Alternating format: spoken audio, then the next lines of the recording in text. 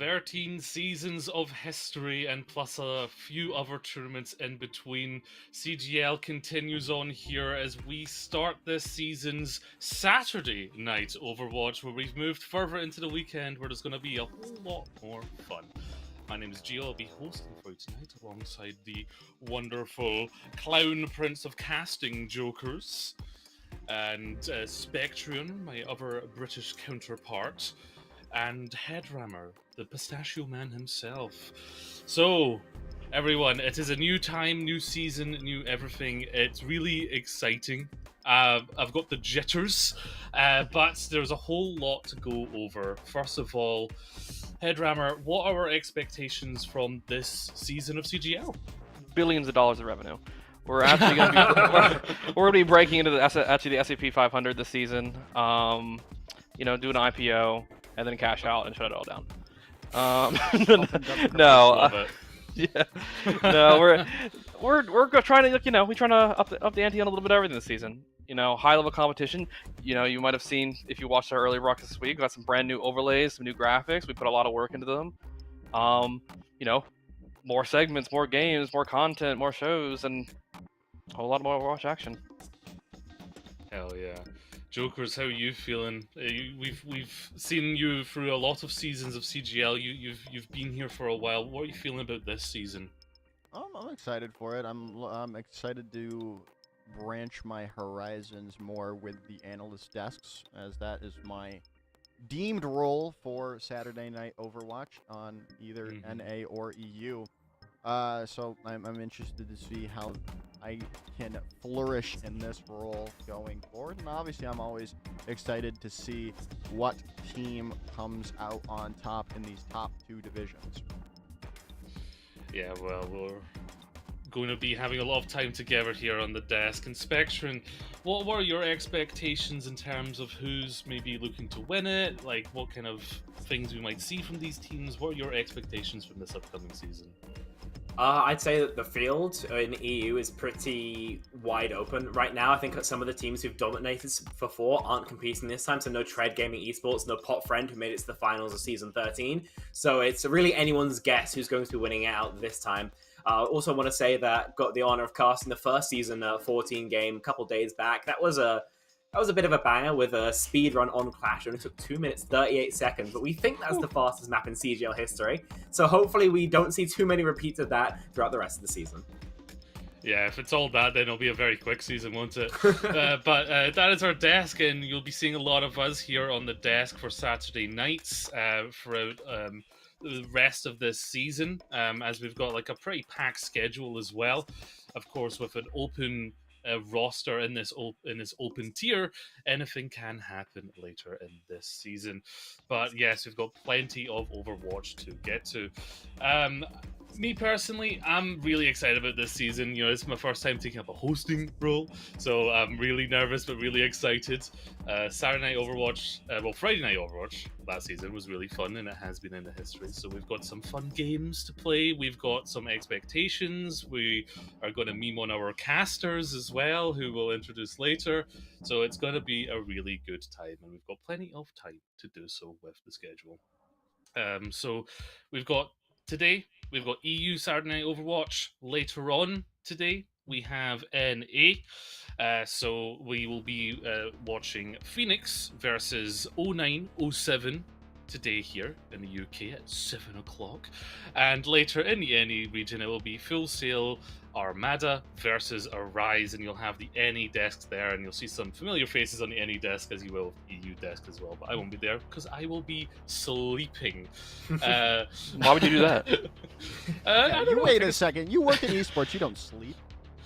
Gio, I'm staying up. What's your excuse? Yeah. Spectrum, you're a confirmed vampire, so I don't want to hear from you. Garlic keeps you away from my premises. I can't invite you in.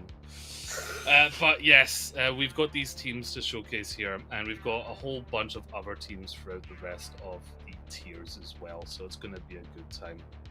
And now, let's talk about our matchup here today. So we've got the Phoenix versus 0907. It's going to be hard to remember that digit pin there. So we'll be watching them play. We've seen these teams and some of these players before in previous tournaments and seasons. So we've got small amounts of idea of what we might see. Got a little bit more detail here on one of the teams in the 0907. So we feel like we'll get to expectations later, so I won't spoil anything yet for that, but this should be a good one. In terms of like the branding though, what do we feel about the branding here between Phoenix and 0907?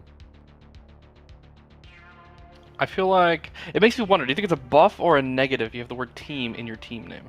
Ooh, I think negative. I think negative. It breaks up the tempo, and people don't say it like 2/3 of the time anyway. How many times have anyone ever called Team Solo Mid Team Solo Mid? It's TSM. Anytime they call team, you just remove the team, you say the rest of it. I'm against it. What about like SEAL Team 6 though? They have team in their name, and it's kind of badass. Not gonna lie. We don't have SEAL Team 6 in this country, so still no bueno. Can't hear it over our freedom. Well, that's a whole lot of yapping and a whole lot of hot takes, which brings us on to our game for today, which is going to be Quick Fire Yapper. Now, the rules for this are very simple. You have 1 minute to yap and basically give us an Overwatch-based hot take. We'll hear from everyone on the desk, including myself. They've got 1 minute to yap, and then everyone else on the desk basically says whether, was that convincing or not? Well, we are going to be putting everyone on basically on test. So I'll be counting. I have a stopwatch here, and when I shout stop, you need to stop yapping. So we'll start with the resident yapper Spectrum, who has a hot take for us here, and I'll count you down. So begin yapping in 3, 2, 1, yap. The only way to make Sombra balance is to revert her to Overwatch 1. Now, let me elaborate. You might be wondering, what am I talking about? Well, Sombra is always going to be terrible at high levels and really good at no levels because she's invisible. So the way you mitigate that is you make it so she can't just instant kill anymore. For those with long memories, Overwatch 1 Sombra was utility based. Her damage was middling at best. You wanted to get that hack, that utility value was why you brought the hero. But as we move into Overwatch 2, it's all about damage, damage, damage. This puts her, though, in the exact same role as Tracer. And anytime you compete against Tracer, you're going to be worse. This is just how it works. We've seen this with many, many heroes over many, many metas.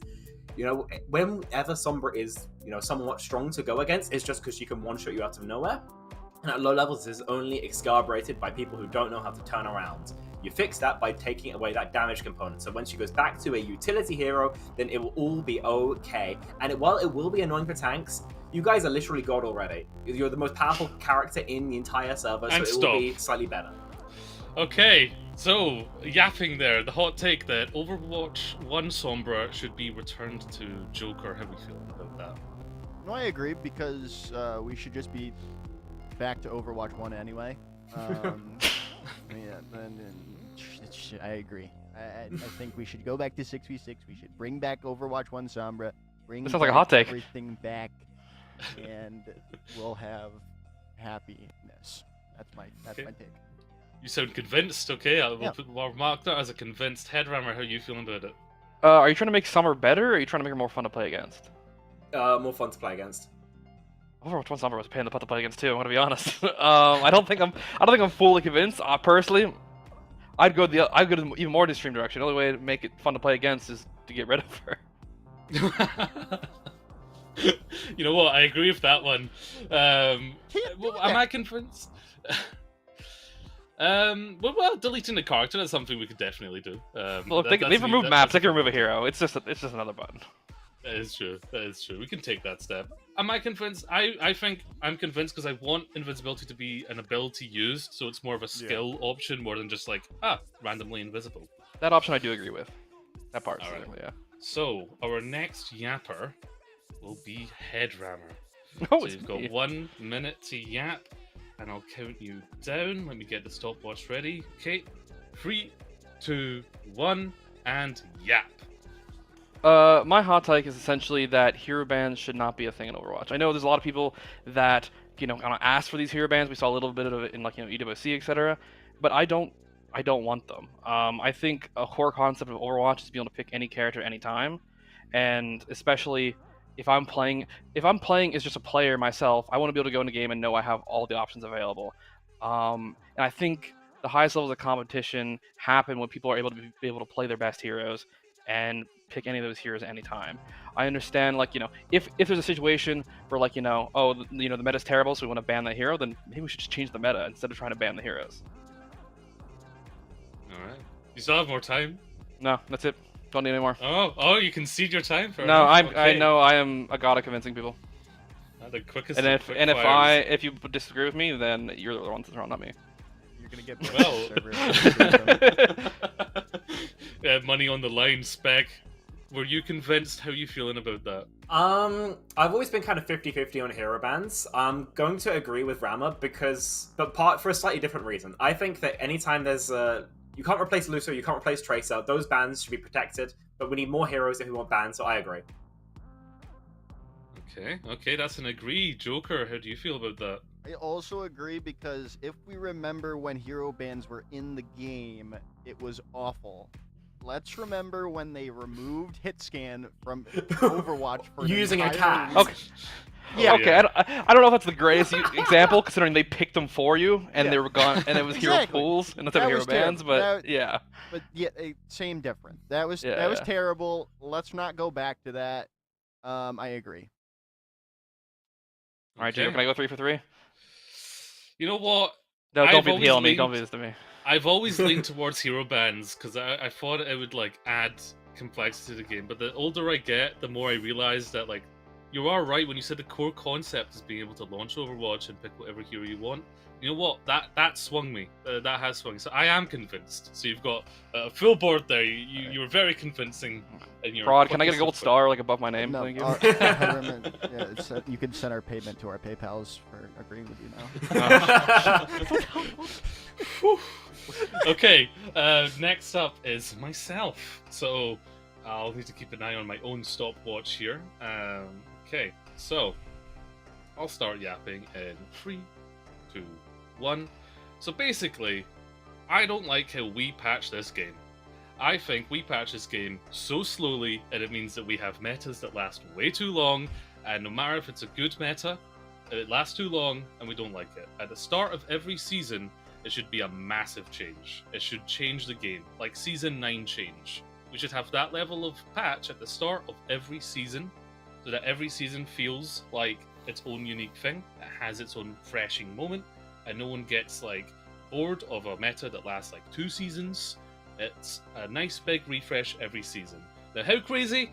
I don't know if I'm thinking like everyone becomes a projectile hero crazy, but just change the game, change it up, be refreshing, and then the mid-season patch can be the micro buff, micro nerf thing. That can fix the balance, and then the next season has a whole new crazy change.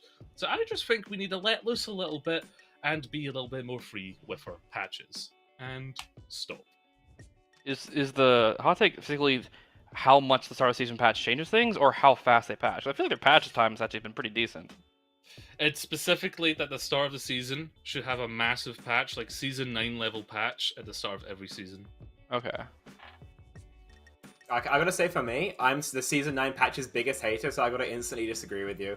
I think that you can change the game and have like sweeping balance changes without like fundamentally changing game systems. And so if we end up fundamentally changing those game systems, we're just gonna end up like League with a bunch of forced metas. I don't want that at all.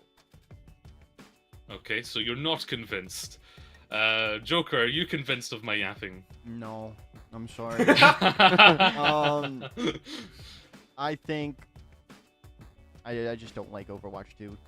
So Okay, so Joker's just depressed about Overwatch. Just On a go- desk for let's Overwatch just 2 go- esport. Let's just go back to Overwatch 1. Let's go back to Nothing's ever that 66. simple. Save it for your own hot take. That's not even my own hot take. Okay,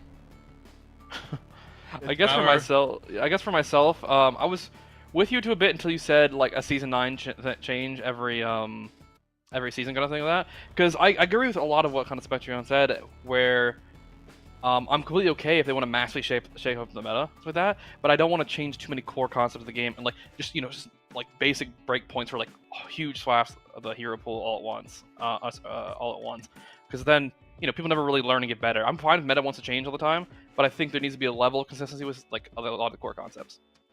Okay, so not convinced. Okay, so the whole desk is wrong, but don't worry, we'll be getting a new desk for next Saturday night. Who will agree with me? No, I'm kidding. It's just 4 geos beside each other on camera. Yes, I have done that before. There is a lore precedent for that. But we have a final yapper. Jokers, it's your time. You've got 1 minute to yap. I'll get my stopwatch ready. 3, 2, 1, and yap. All right, 2CP should be back in the game. It needs to be back. It's so much better than Clash. Clash is terrible. 2CP should be the game mode instead of Clash. It works so much better for the Overwatch 2 genre of things with the 5v5 because there's a lot more space and a lot more things can happen instead of these steamrolls that we saw in Overwatch 1 for 2CP. And also 2CP maps in general are kind of, well, I think the best looking ones overall, and we can't have the new Anubis map anymore. So let's go back to 2CP. Okay, and with time left, the yapping is finished. Okay, I guess I'll go first. I've thought about this before. And while I'm like a hot take machine that most people don't agree with because I go too far, when it comes to 2CP, I'm like, yeah, I do miss the nostalgia of playing on certain maps. And then I think of casting a 6-minute fight on Anubis' second point that just didn't end and just kept going and kept going and kept going. And I realized that, yeah, 2CP being put in the bin was a good decision. Yeah, and, but that's because it was 6v6, not 5v5. Okay. So you're saying because there's more space, then the 2CP might survive better? Mm-hmm. I don't know. I'm not convinced. The problem wasn't the number of people; it was the freaking chokes. And Yeah, exactly.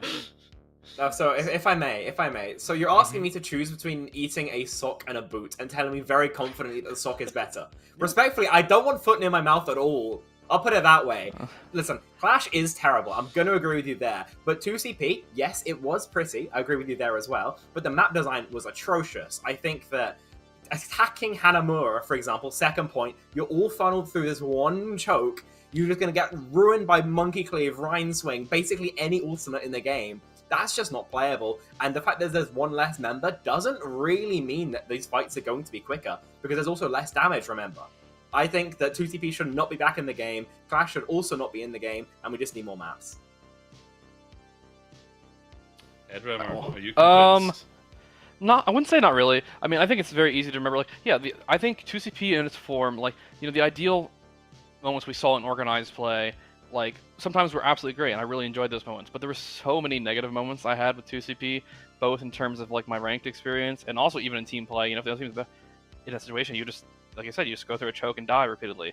I also don't really think the comparison to removing Clash is really fair. I mean, 2CP had many adjustments through its like lifetime to make it more playable. Even then, it still struggled towards the end. Clash is like brand new. I mean, they're gonna adjust it a billion times. This balanced team is way more open to adjusting nearly everything about like heroes and game modes to see what works and makes things better. And I know you're putting a cap there to try to convince me. It's almost working. But but I'm not. But that cat is not gonna sway my opinion there. So I don't think I agree. She's upset with you all. Well, yes, 2CP maps were full of chokes, but two teams are hoping that they won't choke tonight, and that's the teams that we'll be watching. So let's come back and step away from our yapping and see what these teams will bring us today. Of course, Phoenix and 0907.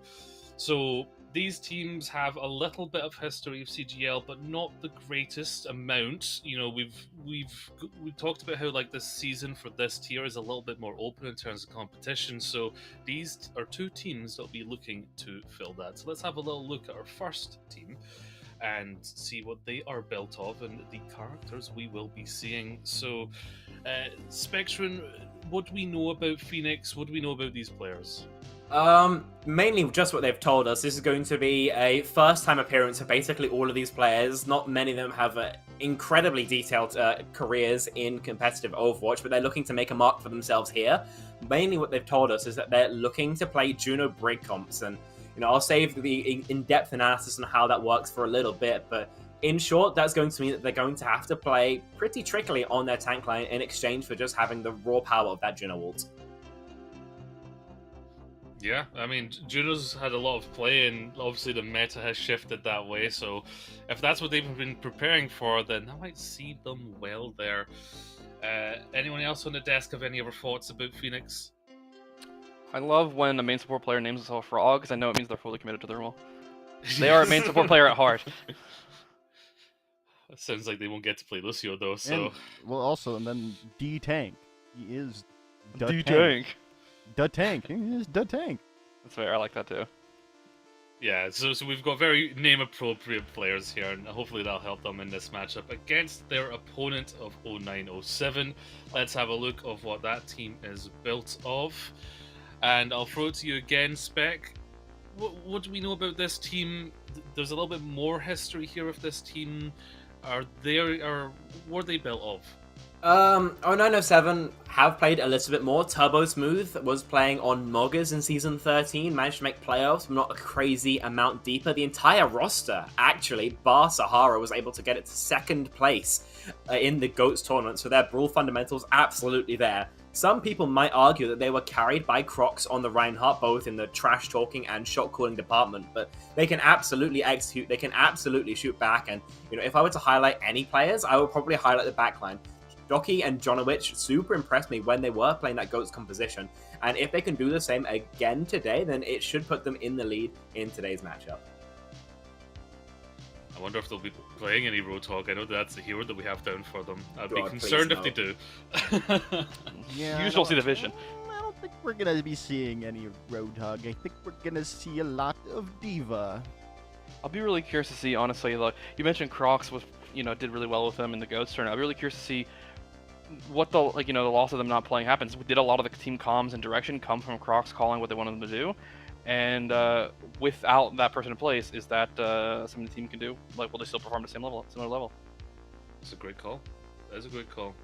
Well, those are our teams that'll be facing off today, and that'll be our up here as they're facing off together. But what do we think then of the overall expectations for this matchup? Because we have some predictions here. So, first of all, my dice have been rolled. The fates have been basically asked what did they think of this matchup. The bones have told me it will be 3-2 for 0907. So that is the prediction that came through from my dice. It's a very close matchup. And let's see, Joker, do you feel that's going to be the same? What's your prediction here? Mine was a 3-1 to 0907.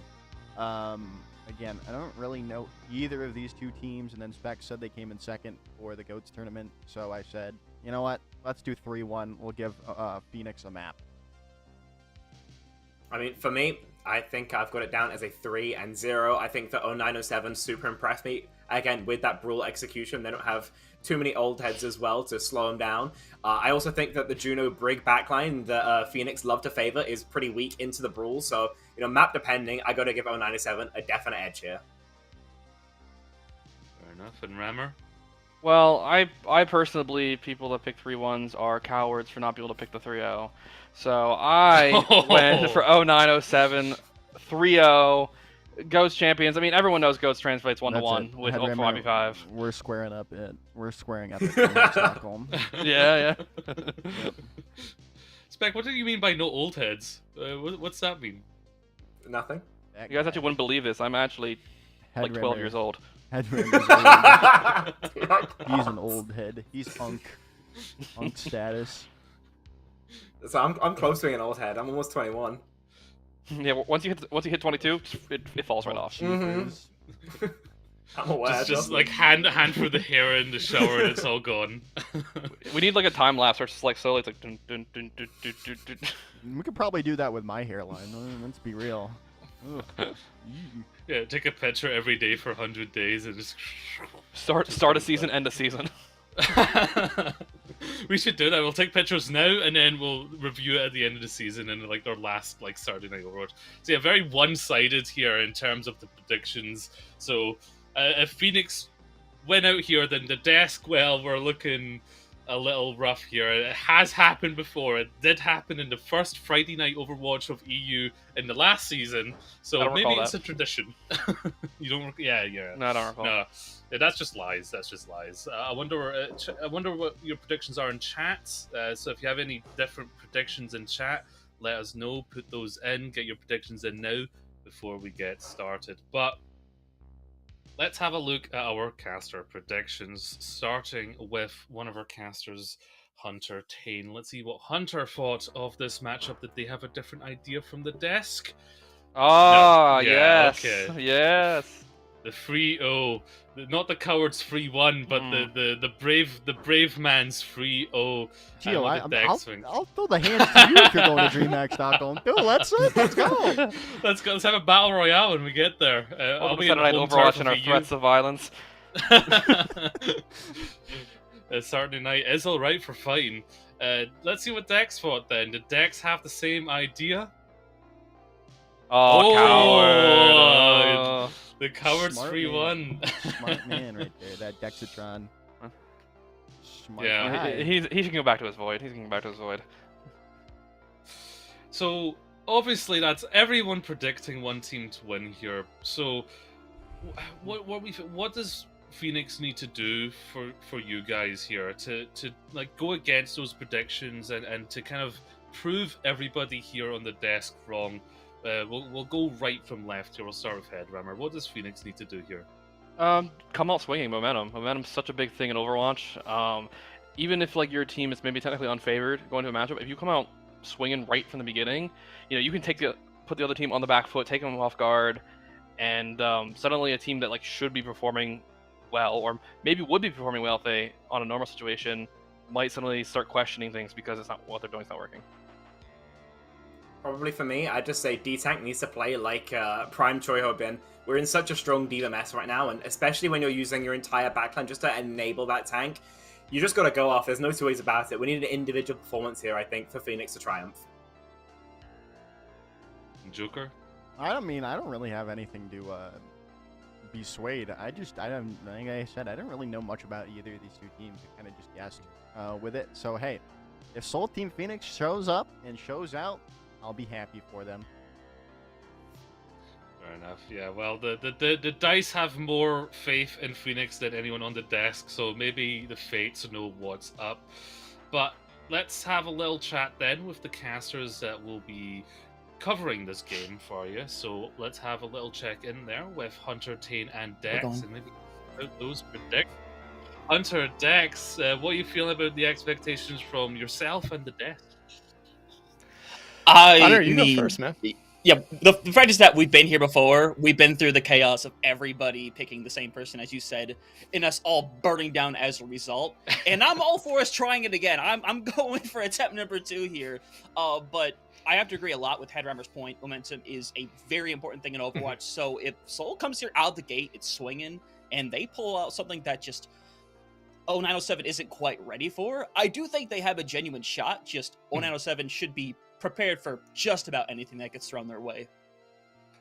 Yeah, I'm kind of along that same lines as well, even though I do give Soul a map here, because 0907, they talked to us about, greater things other than CGL wanting to be good in both OWCS and in Face It. So I definitely think they're going to win, but I think this Soul team's going to be able to at least steal a map here tonight, because 0907 is going to probably get a little bit goofy towards the end, I would imagine. I love it, Goofy. Talking about Goofy, what are your guys' thoughts on that quickfire Yapper segment? Did any hot takes stand out for you guys? Hunter, we'll start with you. I'll say for Dextron because I know where he's going with his. But Gio, honestly, yours. I love the idea of the beginning season patch note just being absolutely crazy, changing up different things. Let's go. I'm not big on the patch notes that change like 5-6 euros, and it's like okay, well, say it's a new season, same exact play. I like things swapping up a lot. Dextron has some strong feelings elsewhere in this situation, though. Let's hear Yeah, it. no, Joker. Joker, I 100% agree with you. 2CB should be back in. This is something that everyone on this desk knows. I am the biggest 2CB defender. It should be back in Overwatch 2, mostly just because we do not have enough maps for both Push, Flashpoint, and now Clash. Clash in itself is a nightmare of a game mode. Spec, like you said, a 2-minute, 38-second map should not really ever happen in a game of Overwatch at all. There should be at least 3-4 minute maps in this game. 2CP was really only killed because of 2 terrible maps towards the late run of Overwatch 1 of Paris and Lunar Point, where it just absolutely screwed that mode and made people start to vocalize their hate a little bit more than just dealing with it. Still not convinced. So you're telling people to suck. So you're telling people if you don't like 2CP, suck it up. Exactly. Yeah, suffer. Yeah. Suffer. You can suffer. You suffer through playing the game anyway. You can suffer through playing through one more map. Okay, then suck it up with Clash then. No, Well, we may all need to suffer. We can keep Clash, but it can be a quick play mode. It's already quick play. Doesn't it be faster? It's true. It's already quick. But anyway, we should be quick and get into this game because the players are raring to go. They're on the edge of their seats, and Phoenix, I'm sure, are ready to prove all of the desk wrong, as we have been proved before. Casters, it's over to you guys. Well, either way, going into this, it's going to be a fantastic time regardless. Mm-hmm. It's the first Saturday Night Overwatch of the season. Obviously, we've had a game or two already, but I'm just at this point very excited, Extron, because we have been surprised before, and I would love to be surprised again. Yeah, and this is what week 1 is all about. You have those teams that come in being those ones that everyone expects to do well, and you have newcomers like this Seoul team Phoenix coming in here. Not a lot is known about them. They do have a very large roster when you do compare them to 09-07 here. So it's going to be interesting to see the variation that we might see in comps coming out from them. But it does seem like we do know what our maps will be here for the night. So it's going to be very fun to look at this here. First up, we're going to be heading to Samoa here. Map 2, 3, 4, and 5 already decided here. Eichenwald will be second. Hananoka, so we're going to have to suffer through one Clash mode here. Hunter will be third. Runasapi fourth. And then Circuit Royale fifth here. And if we need a map 6, that one will be chosen at that time there. But Samoa, the newest control map in the game. A lot of teams have really liked to play this map because, in my opinion, it does play a little bit like Lijiang. You can play a bunch of different compositions here. High ground dominant on some, or even grounds on others here. You can play a lot. And both these teams did mention that they like to play a lot of variety of comps. 09-07 talked about being a Malga team in the past, but now have kind of rotated over to the Queen, the Diva, and even a little bit of the Ram here. But like they talked about in the pregame there, Solt really talked about playing that Diva comp here, which everyone does say is really strong, and a lot of people saying the Diva right now in it is a little busted.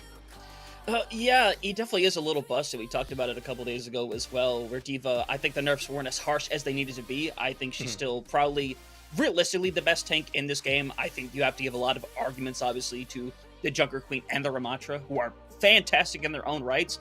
But Juno is the real talking point in my mind, a character that has just kind of come in, and no one thought immediately that she was going to be part of the meta, but as things have kind of shifted these past couple of weeks, she has definitely come into the picture, and I think we will certainly see them here later in the day. But I mean, obviously we have to check out what Samoa is going to be first. Extratron going into this.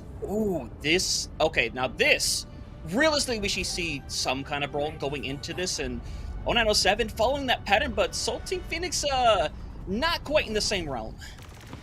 Yeah, I mean, Soul Team Phoenix, they only talked to us about really wanting to run this Diva Juno comp here. You do see him making some swaps right now over something a little bit different, but going back to what you said about Juno, no one really expected her to be something that was in the meta almost immediately, but hey, the old saying speed kills is true right now. Soul Team Phoenix faking us out though, going back over to the Diva. Never mind, okay, we gotta stop talking about picks here. But 09-07, you talked about here, this is a brawl map, and this is really what we expect to see from them. Irie coming out on the Meg to really pair nicely there with F's on that Ramatra. It's going to be really fun to watch on this first half. Yeah, this wall can be very important as well, especially if they're using it kind of early as well. So for the time being, Soul Team Phoenix able to dish out a lot of damage, really need to be able to secure a kill. Big thing though, Immortality is going to get forced out, kind of forcing them back a little bit as well. They're under a great area to get that point first, but with Turbo going down, now this is likely to start falling apart.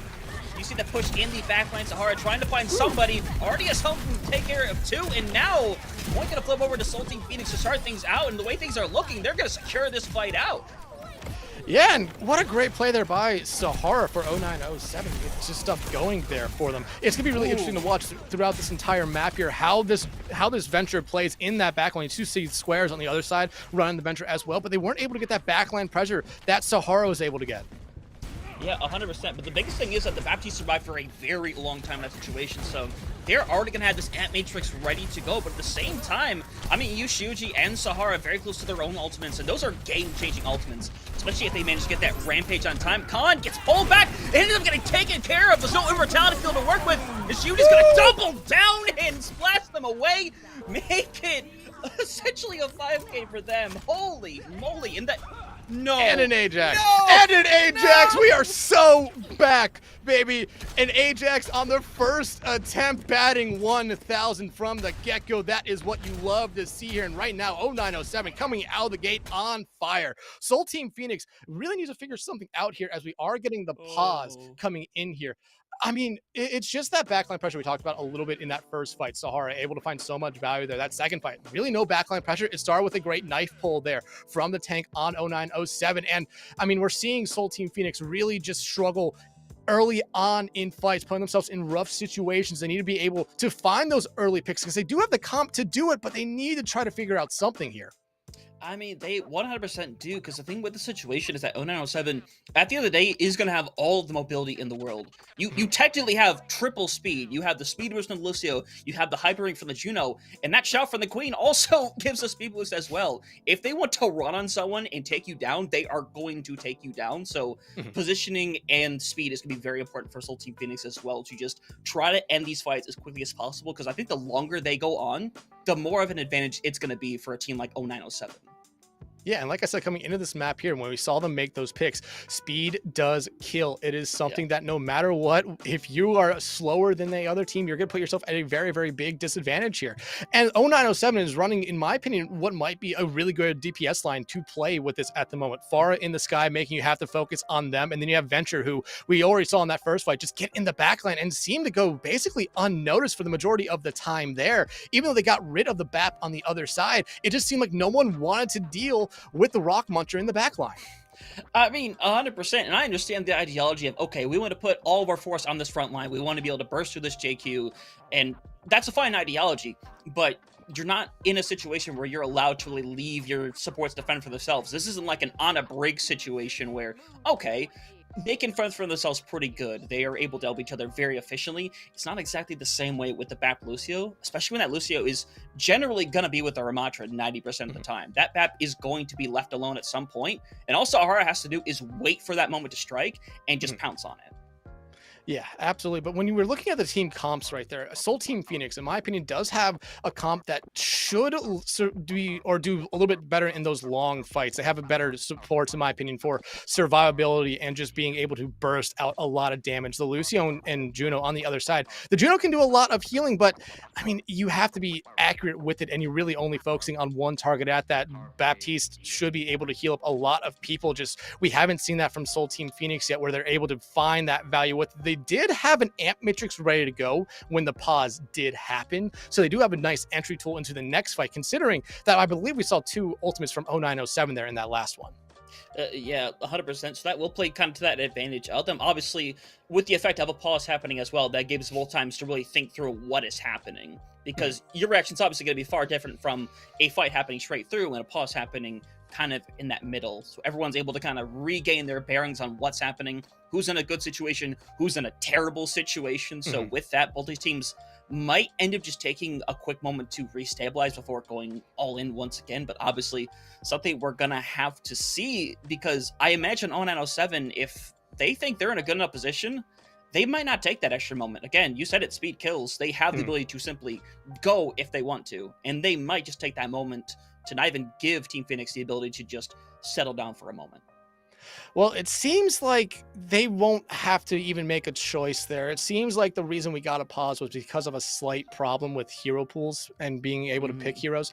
So we have to restart the lobby. So it seems like we're going to be restarting the map here. But coming out of the gate, I mean, it seemed like they understood what each team wanted to do. And if you are Soul Team Phoenix, you take this as a huge advantage because you know how this 0907 team wants to play. They want to play fast. You just have to now be able to either respond with some speed of your own or to respond with a good enough answer there to really slow them down a little bit. I mean, it was just looking kind of different there throughout the most part. And we talked about a little bit that the May was supposed to be something that was really supposed to help them out. And while it did ice wall one person off to get everything going in that first fight, it was the backline pressure that just kind of let go away.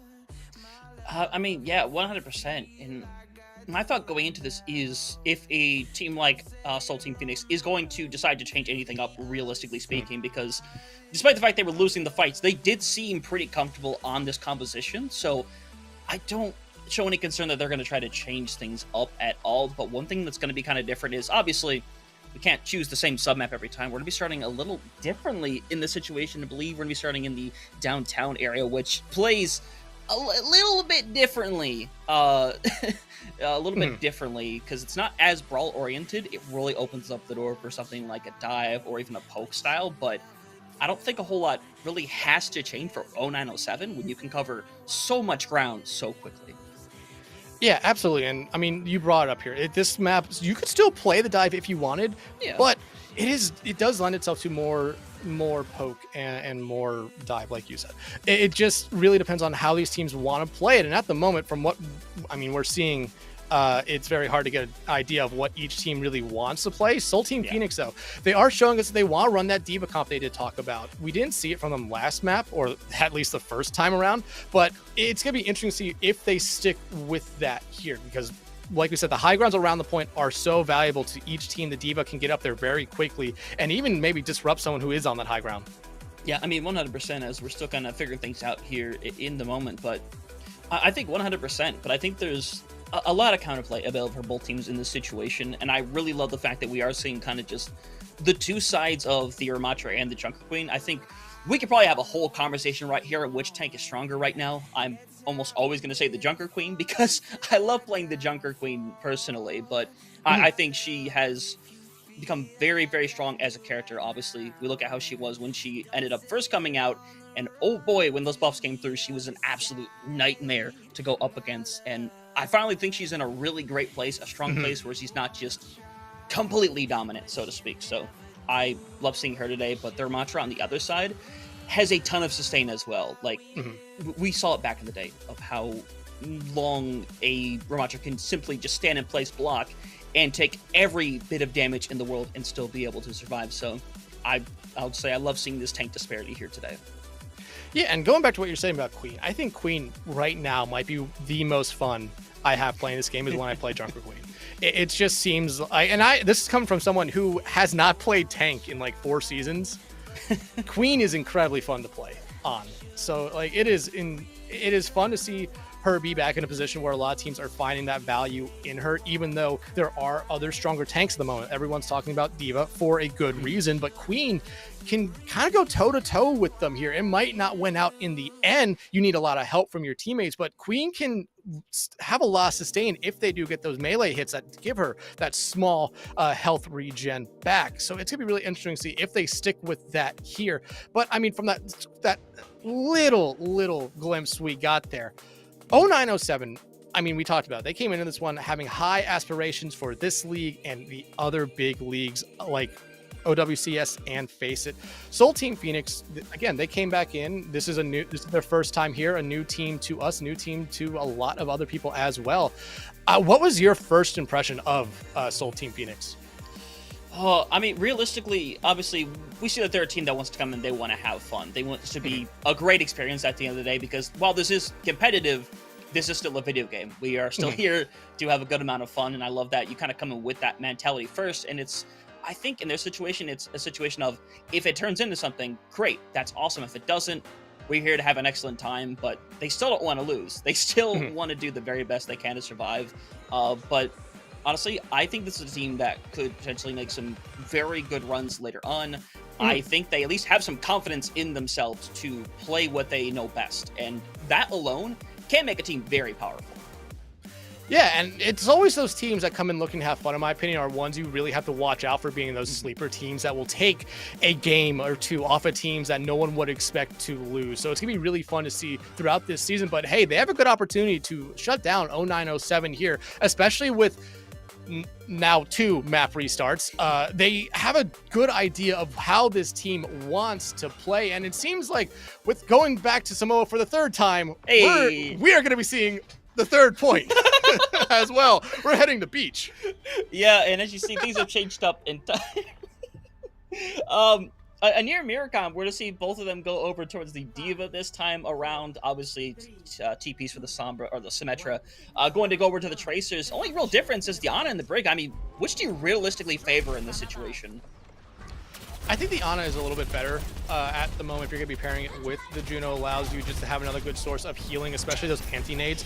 Really does help out that team here. All right, there's Shuji. Yeah. You do you. That was an interesting way to start that fight there, Hunter. Hey, you know, just prime Diva strats, you know. That's the best way to possibly play Diva. But Shuji's showing the way to do it. They've already taken down Ernie, so already going to be a bit of a rough situation for them. Really just want to try to force this fight wide open. Vito getting knocked out of the mech, though.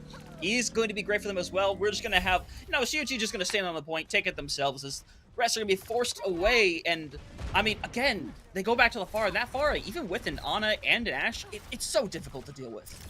Yeah, it's so difficult to deal with there, but both Divas in that last fight had the same idea on the same labeling, just trying to get into that backline to force something out there. But it was Beef who really found the Shuji who really found the opening thing there for 0907, getting rid of Yuri, really helping them out, and that made sure that Beef Toe did not get any support from their team. They're leaving them in a very, very bad spot. 0907 though, already 25% up on this point here, and you're seeing Soul Team Phoenix try to play very safe here. Yeah, but it's really tough to. Daki, though, ends up going down. A great nade from Khan to be able to get things moving here, but already forcing the triage right now. Beef Toad, rough situation, needs to get healed back up. And right now, still Team Phoenix can take a moment to breathe really quick. They are in the 4v4, but they need to find a target to go on soon, because if they don't, you are going to get the sits back, and you are going to get pushed back. So for the time being, Beef Toad is trying to hopefully clean things up here. Has an Ana ready to go, likely gonna just throw it on their Diva, but for the time being, we see them act first, we see the rally coming online, the Nano on Vito right now, but their health is still just getting obliterated, and they're trying their best to escape, but right now, Dexatron, it's just so rough to survive for Big Toad. And the fact they've been able to survive is a great presence there to their supports, but still, you're seeing them lose out on this fight now, as it's just turbo smooth going through, finding 2. No. Almost gonna get the D-Mac. They might, they still might, and they are, and then they're gonna say, nope, see you later, have fun, buddy. And now, you have to go back and swap at this point, because they can't retouch. So they're gonna take the long reset instead of just walking back, I swear to God. Bomb? Oh, if it had hit that other side of that roof, it would have slid down to where all 3 members of Soul Team Phoenix were standing right there squares, though. Look like they're gonna be the designated touch here, but Jonovich recognizes them there. They're gonna get the touch, though. Yeah, touch is going to go through. Biggest thing, they need to survive, and they don't even need the recall, so now a second touch. It just, realistically, is so tough to do. Vito is going to touch. They do have the bomb to work with. They're going to throw the bomb out on the point. This is going to cause things to clear up for a moment, but a Bob going to come out on the other side. Everything's just going in the worst places. Bob is on the other side, forces Sahara around, but they still have a Bob of their own to throw onto the point, and it's going to hit in a corner again. The Bobs are not going to the best of spots, but as for 0907, they're in some great positions right now. Pulse Bomb is going to get one, but unfortunately not going to be able to recontest this point. I mean, 0907 knew exactly how they wanted to play that, and that Pharah was just so aggressive. But you can't dedicate everything to just the Pharah or the Diva, because in that case, the other is just going to keep running you down. Yeah, and that was something we saw after that first team fight after 0907 really capped the point. Is that you just saw the Pharah having so much value, so much free space to do whatever they want, because everything on both sides was going into keeping that Diva up and supported, so it allowed Turbo Smooth to find those angles, just to rain in some damage to force those supports back for Soul Team Phoenix, and you saw what happened there. It just didn't end up working out for them, but that was a very open map. Now, though, we do head to downtown, which we talked about being that other dive map, maybe a little bit pokey, but both teams could be sticking with what they're running, and honestly, if you're 0907, I agree with this. This is what you should be playing here. You're not going to be able to get shut down that hard because Soul Team Phoenix really struggled to do it last time around. The one difference, though, for Soul Team Phoenix is Square's going over to the Sombra instead. We talked about Sombra in the pregame. It's going to be really interesting to see how and who they focus on. Yeah, and I think, honestly, a Sombra is a really great pick into the D.Va in the situation. A lot easier to hack than something like a Winston in that situation. So if Shuji finds themselves a little too deep and get themselves in a rough situation, they can be hacked and melted away. There's a ton of damage, but Daki going to be the recipient of that virus already being taken out. So now Soul Team Phoenix in a really good position, but this is where 0907 is so great. They're able to sustain, but unfortunately, not quite the case for Turbo, and Soul Team Phoenix going to start out with the first fight win here, and maybe finding a kill on the way out as well, as Janowicz is just barely going to get out of there, but Daki won't! Yeah, and here's the thing. Square's going over to the Sombra was the right move. If you're not going to focus on the D.Va, you focus on one of those supports, and right now, Juno is that one support you want to be focusing on. Getting them out of that fight early, look at what happened. It just led to an entire team wipe right there. Square's halfway to their EMP, but Irie close to a Bob here. Needs to be a little bit better than both Bobs we saw the first point, but they're in such a good spot. Janowicz, 75% to a rally of their own, and Beepto just able to escape. It's just barely being able to, but that's a ton of damage coming through the Turbo, able to work up towards the ult a little bit more. Try to just work out with the Sparrow-Shini that is happening, but the point's gonna flip over for free Dexatron, and now Soul Team Phoenix is gonna lose the fight. And it's not a situation where they get to stall on the cart, because now they're gonna be wiped away, and the EMP, or not the EMP, wait, the hack comes out. Me stupid, me dumb brain, but at the end of the day, the biggest error is that they don't die on the point. Yeah, they don't die on the point. That was just a good play there by 0907, realizing that Soul Team Phoenix was trying to rotate out, maybe just to regroup, but instead just diving in on them there, forcing them to take that fight, allowing them to take the point for free. And now Ultimate's going to be online for both sides here, almost all of them here. So this could be a pretty heavily invested ult fight, but if you're Soul Team Phoenix, you're probably waiting for that EMP to come online before you do anything here. You throw the Bob out, you have a rally, you're waiting for that EMP, and Squares needs to be able to build that up fast. Yeah, we see the freeze come online. Bob is out there as well. Bomb in the corner right there. Not sure what it's going to accomplish. It does end up helping get rid of Daki once again, going down first in the fight right now. Shuji gonna have to use the bomb just to survive. It's not gonna catch onto anybody and not gonna be able to do a remake at all either. So now this will eventually be the opportunity for Soul Team Phoenix to be able to take this one back. They just need to clean things up, and with that last kill on a Turbo, looks like they'll be able to do so. But the most important thing of all, Dex, they didn't have to use the EMP for that fight. They didn't have to use the EMP, and we are seeing a trend here now. If you get rid of Daki early on in these fights, Soul Team Phoenix has been able to win them here.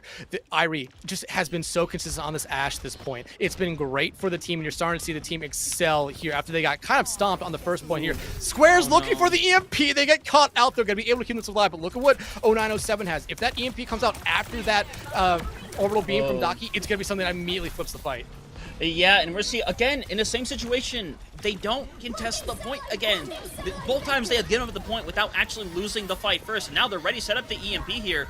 They're ready to go in, but they're taking their sweet time doing so. I don't blame them, but they're trying to find everybody together, and they're going to end up setting it down. Going to catch on to both TPS, but the supports are still free and open and ready to go. And now Janowicz swinging away. I mean, for Soul Team Phoenix, this is a rough situation because you have to get out or die quickly. They're already at 80%, and with these late deaths coming through, especially if Beto gets knocked out of mech, I mean, that could just be this point right here and now. And it might be with them getting demeched right here. Squares also getting caught off right here. And I just think it was Squares holding on to that EMP a little bit too long. They had everyone on 0907 just kind of in that area around that orbital beam. It really came to bite them there. And 0907, I mean, they showed that they could bleed this map, but they are just able to bounce back a little bit better than Soul Team Phoenix here, who did have some questionable plays there, especially on this downtown map where they gave up the point for free 2 times. Even if you hold on to or throw yourself onto the point into a losing fight, at least guarantee yourself another fight here at the end. But because they did not do that, it was just a spawn hold at the end for 0907. Yeah, and that's such an unfortunate situation because unfortunately that's a big 101 thing in a lot of these team fights is if you are going to lose, go to that point and die on it. Same thing if we're playing a payload map. If you're on defense and you are losing this fight, you still want to make sure if you cannot get out, just secure an extra few percentages or hold them back a little bit more because in Overwatch, this is a game of meters, but this is also a game of seconds as well. You have to be able to give yourself the best opportunity possible to be able to come back and fight again. And unfortunately, in both scenarios, they just didn't even give themselves a chance to hold on to the point. No, not at all there. And I mean, it's gonna be something they have to bounce back from here into our second map. But one thing that really impressed me for both sides there was those DPS lines. Honestly, I mean, for 0907, both their DPS were scary at points, whether they were playing the Pharah, making sure that basically, I mean, it seemed like for that, at least the first point and a half, that Pharah went almost unnoticed in the sky. The Ashe was incredible too for both sides. The Bobs. The Bobs were definitely one thing that maybe could be improved, but that's neither here nor there. Tank play, in my opinion, was great for both sides as well. A little bit better for 0907 because they really seemed to understand how they wanted to play that D.Va a little bit better than what Seoul Team Phoenix's D.Va really was trying to do as well. Both did play aggressively, though, which is what I like seeing from it, but that support line really does need to help out a lot there to keep those D.Vas up. Yeah, 100%, because the thing you kind of saw throughout the series, and this is what we'll see with a lot of teams, especially those who would deem the underdog, is they develop as the series goes on. They figure out more and more what is the right call in this situation, and they did figure that out. They ended up going up at Daki more. They are able to take them out in at least 50% of these fights, which is fantastic. Just, it has to be more than that at the end of the day. You look back at that EMP play where, unfortunately, it was the two people you probably weren't going to realistically kill in terms of where the positioning was at. And I think that just comes down to waiting, like you said, waiting too long for it not being in that best position. But in terms of these supports, you are correct in that statement. There is more that has to be done, but you have to recognize also that they still have to play quick against this kind of squad. Yes. Because 0907, if you let them do the thing, they will do it, and they will outpace you 10 times out of 10 if you allow it to happen. Yeah, we saw in our first little glimpse into the series before we had two lobby resets where speed definitely did win it out for them there. And going back to that EMP, I mean, they hit the two DPS characters there, but you said it right there. Those weren't the targets that you were looking for. You wanted to get rid or hit at least the two supports because, you know, one just used their ultimate and the other one had that rally ready to go, which carried that team to the back half of that fight right there after both orbital beams kind of went away. But, I mean, both these teams looking to at least continue what they were doing there a little bit. Seoul Team Phoenix looking to bounce back, as we do know what our second map, and remember the majority or the rest of the maps for this series, we're going to be heading to Eichenwald here next. And Hunter, going into Eichenwald, I always look at the first point as something where you could play almost anything that you want. It has a lot of high grounds that you do see teams take advantage of, but it's the poke and the brawl that kind of wins out there. Second point, though, because of the castle, the high grounds, that becomes so dominant for that defensive team. You want to see that offensive team really swap to something that can get up there fast. And we already did see two dive comps from both sides in that first map, but going back to the first time we saw it, we did see brawl from both sides here. And that's what I would kind of expect to see, at least for coming out of the gate here for both sides. And then once it fails, you would see those swaps come out. So it does look like Seoul Team Phoenix going to be attacking here first, which I think is the right move for 0907. Always go defense first, so you know what you have to do on your round here. But look, you're already seeing Seoul Team Phoenix go back to that Ramatra they ran the first time around. 0907, yeah, that's kind of what I expected as well. Yeah. I mean, that DPS line, support line, not making any changes, because why? They looked great that first map.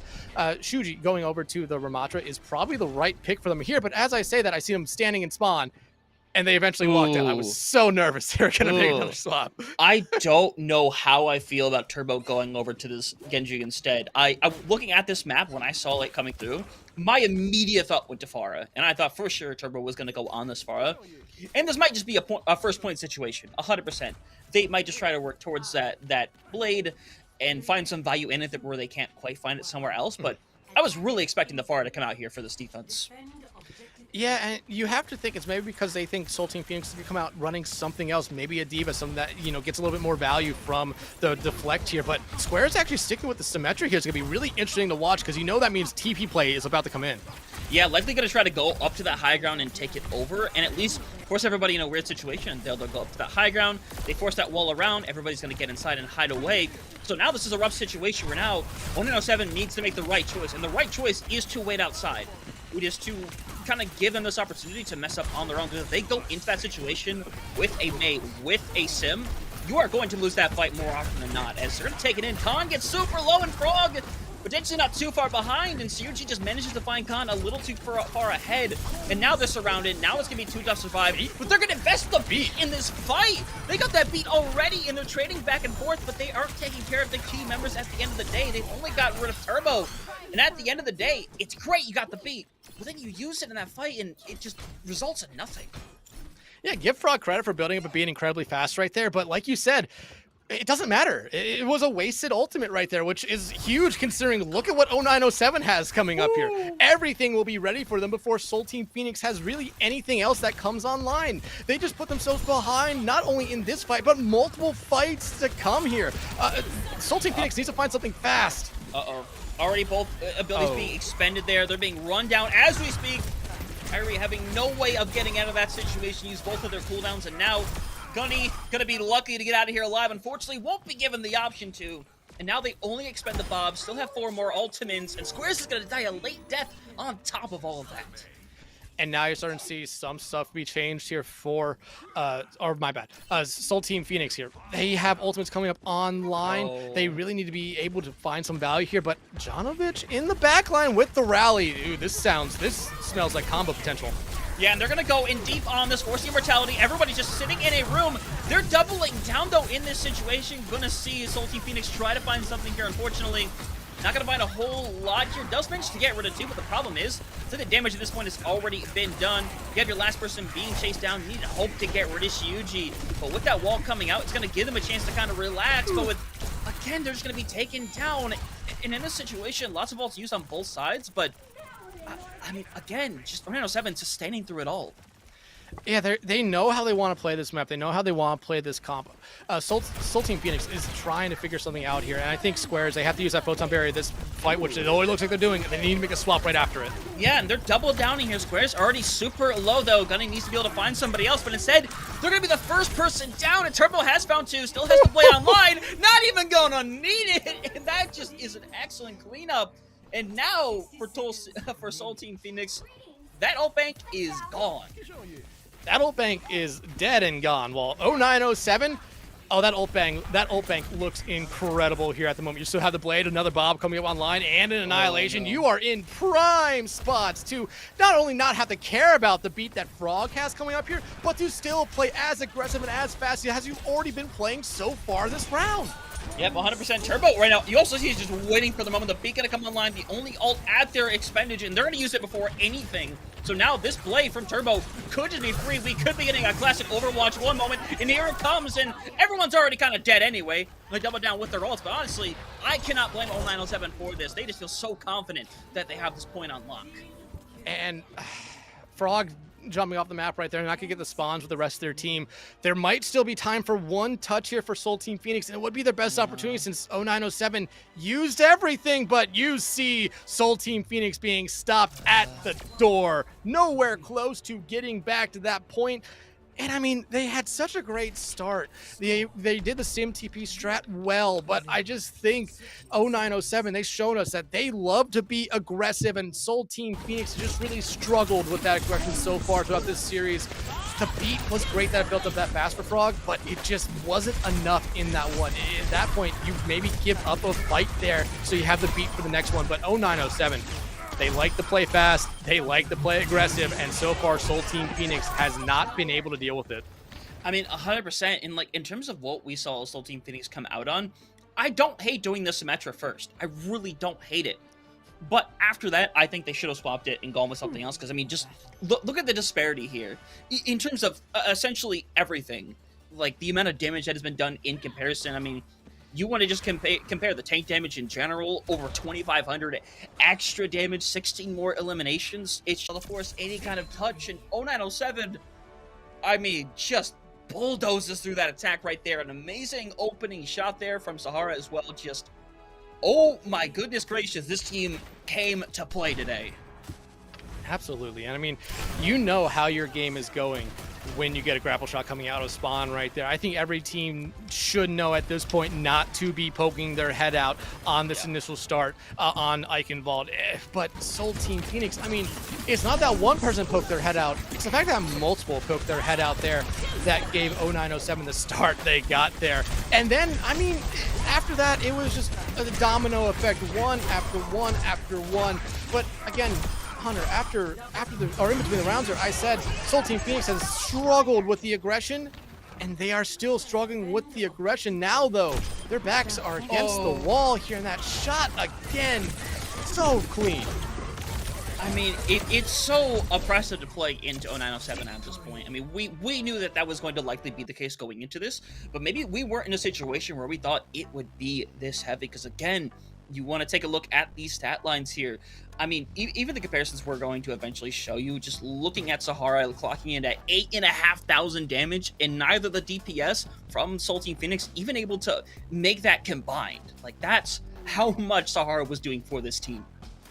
Yeah, and I mean, we talked about it a little bit last map as well, where the DPS lines where both sides were doing really good, but Turbo Smooth on that far and Sahara, whatever character they were playing, whether it be the Mei or whether it be the Ashe, was just able to open fights up, allowing that tank who wants to play aggressive to actually be hyper aggressive. And that's been the thing that Soul Team Phoenix has just been struggling with so far. I mean, you look at the stats there, only 4 deaths for 0907. That entire map is incredible to see. And it, again, we talked about coming into this series, 0907, high aspirations, not only in this one, but a lot of other leagues as well. This Soul Team Phoenix squad, this might be a rough week 1 for them, but this is a good opportunity for a learning spot here. They did have bright spots in that first map, but it seemed like 0907 wanted to shut down those bright spots on our second map. Yeah, and even you just want to make the comparisons here between Ryuji and D-Tank, even just between the Reinhardt and that Ramatra, just in terms of numbers, you can look at this and tell that there is a disparity. You had the 4 deaths coming through, and the fact that Ryuji had to do basically so little damage when they eventually come out on that Reinhardt, it's just proof of it's not a situation where Ryuji is carrying this team. No, they're just one of the many important parts in this machine that's just doing their job, negating damage, and making fights happen so quickly to where they're not going to have these huge, outstanding numbers, because this is such a team effort. No one person is putting this on their back, and that's exactly what you want out of a team like this. Not just one superhero, but all 5 of these members equally doing their job at a very high level. Yeah, all 5 members being that cohesive unit that you like to see from these teams at high levels. And so far, they've been doing that in spades here. And they have been putting on a good show for Soul Team Phoenix. Like we said, they've had their spots, they've had their moments, but they haven't been able to, carry those moments consistently. We can go back to the second point on Samoa, where they gave up the point for free 2 times. And I understand that that might be a strategy play that a lot of teams do. But in this situation, throwing yourself on that point just to make sure you get a little bit extra percentage those 2 times maybe would have at least given them 1 more extra team fight on Samoa. Yeah, 100%. Obviously, hindsight's 2020 in that situation for a lot of teams. But like I said, this can be a learning experience for them. But bright side is, series isn't quite over yet, because we still have at least 1 more map coming your way. But first, we are going to send it to a break. So join us after this halftime break, or have a little bit of Clash coming your way.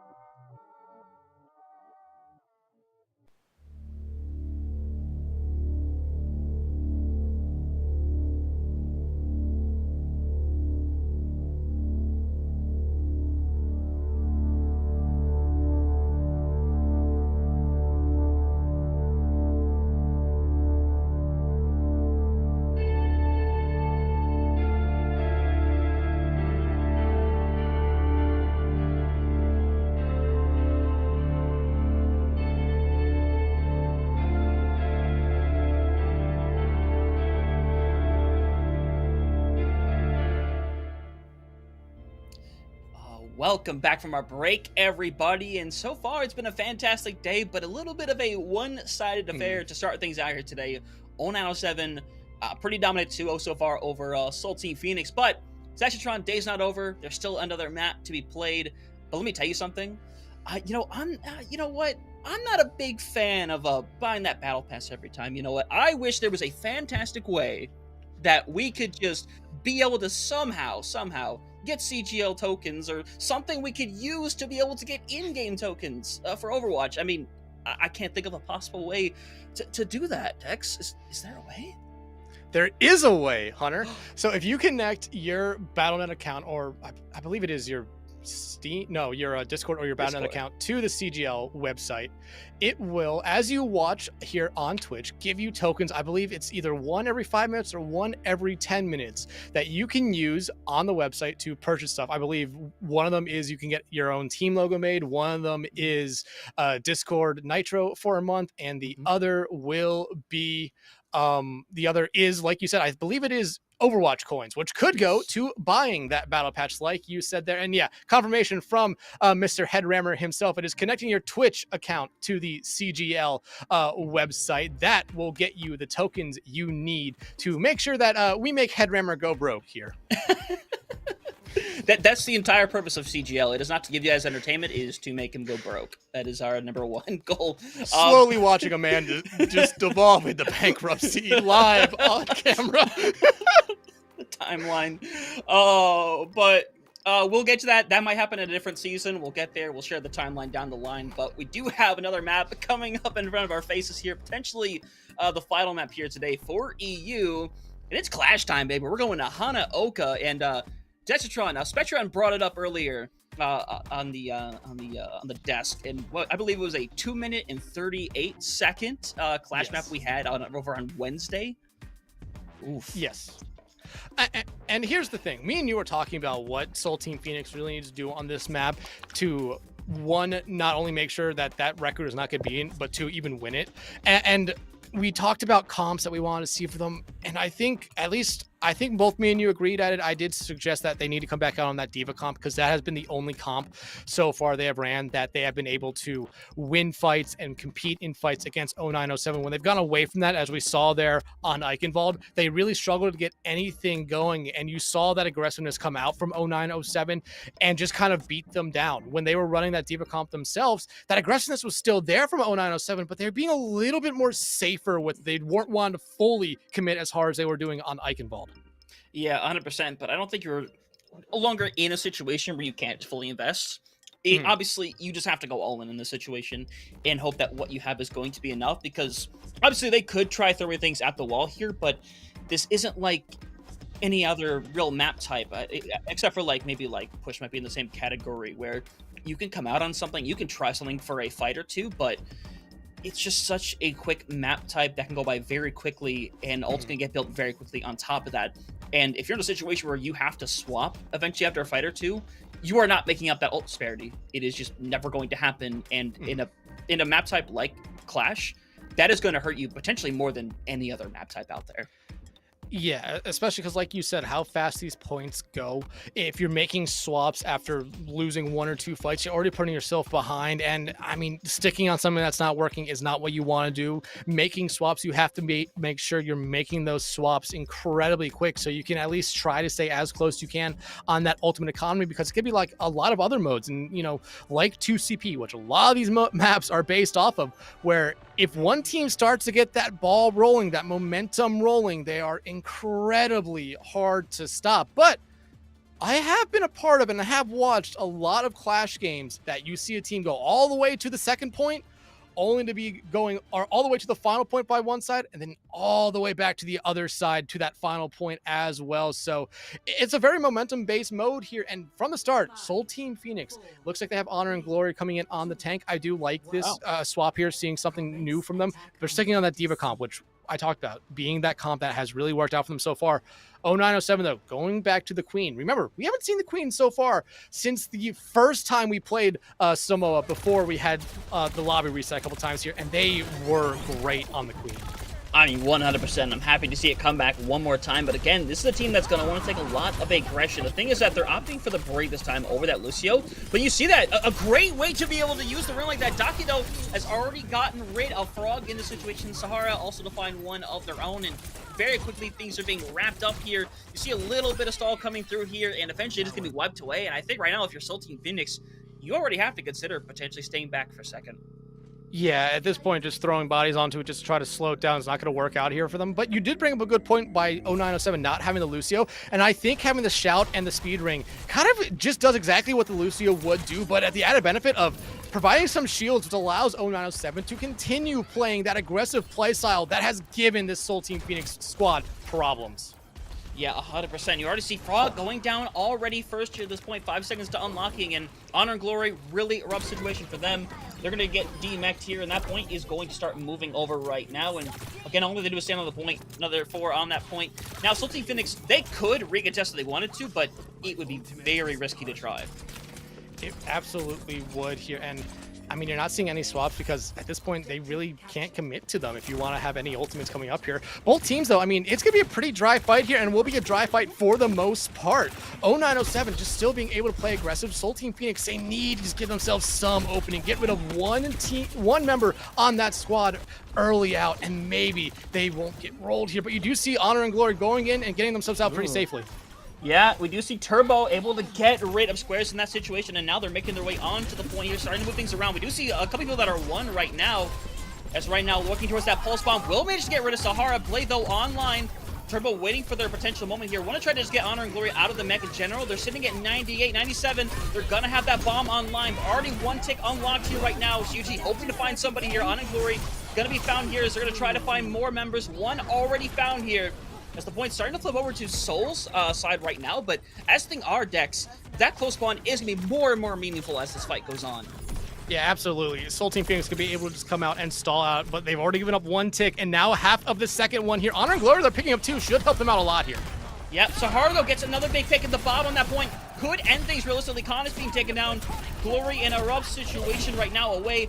Not going to be able to get towards the second Bob, and right now they have that. Well, the Bob's already out, and right now, looking to get that second tick online. They want to be able to stop it, and they will. This is a great job stalling this out, and they're going to use the orbital cannon on top of that, and it looks like Soul Team Phoenix is going to be able to hold on here, and we're not looking at a 2 minute 38 seconds here today because Soul Team Phoenix is going to get themselves on the board.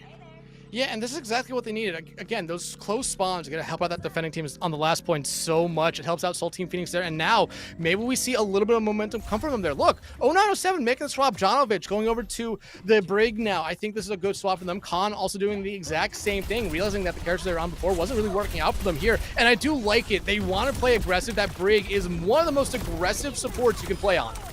Yeah, 100%. Already Daki got rid of squares, and remember, we're in a rough situation here where if they lose this, they essentially have to only give up a single tick away, and they will lose this and end the series. So right now, Soul Team Phoenix just have to kind of make the choice whether or not to go in here.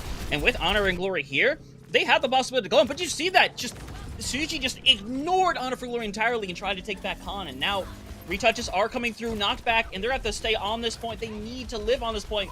You're trying to hopefully find something, but no pulse bomb and no survival for you, and with that, they're eventually going to be knocked off this point. The bomb going to come online. Nobody gets killed, and eventually not even going to make it back in the mech either. And now, we're just one tick away from the series coming to an end.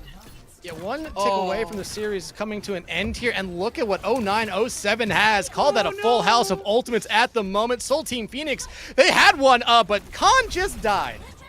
Yeah, that's going to be a rough situation now, and now Squares is the only one that was going to have an ult online, and now with the way things are, I mean, trying to get people back in, Honor and Glory, they have to set up a touch here, and Square needs to do something with this copy. But at that point, that's their only realistic hope at this point, to try to force a touch, but they're getting held back. Eventually the Diva will touch. It's going to be a double Diva time right now. They need to be able to find something here. Try to square away on someone with Turbo here, potentially here to end it with that blade. Getting rid of one, hoping to find a second. Juno being caught out, just blading them away. Bomb comes online with the copy. The copy not going to find anything at the end of the day, and there's just one person left to try to sustain, try to make it back to this point. Unfortunately, I don't think they're going to get the chance, and 0907 making this a clean 3-0. Just one more to take off the point, and that will do it. 0907 starting with a 3-0 on the season, and what a dominant display to start things out. Yeah, absolutely. I mean, they came into this one here wanting to just stomp Soul Team Phoenix, and they did that here. Only looking bad in about maybe 2 or 3 fights throughout this entire series. 0907 looking like a team that wants to be at the top of CGL for the long run here, and they are that team that might be able to do it here. Soul Team Phoenix, I mean, we talked about it. It just seemed like the aggressiveness, the aggressive play style that 0907 loves to play really just did not work for them there. Even though they were playing a very aggressive comp themselves, it seems like they needed to be a little bit slower to be able to find that value, because when 0907 slowed it down a little bit on Samoa, that is when Soul Team Phoenix really did pounce, and they made work of 0907, but 0907 figuring out that Soul Team Phoenix did not like the speed, went back to that speed comp that they looked so great on throughout this entire series here tonight.